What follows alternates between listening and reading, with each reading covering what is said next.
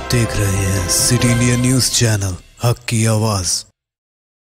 अस्सलाम वालेकुम, मैं Zafar Khan city India news में आप सभी का इस्तकबाल करता हूं।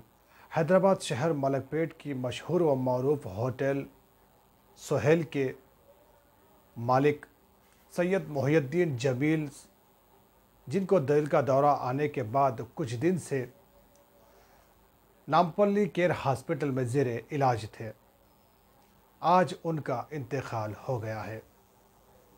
आइए उनकी कुछ तस्वीरों पर डालते हैं एक नज़र।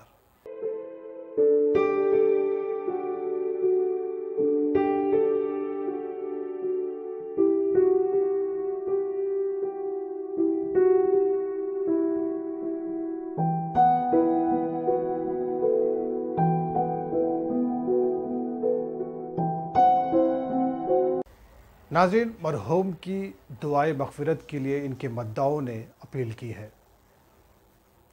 अल्लाह इन्हें मग़फ़िरत अता फ़रमाए।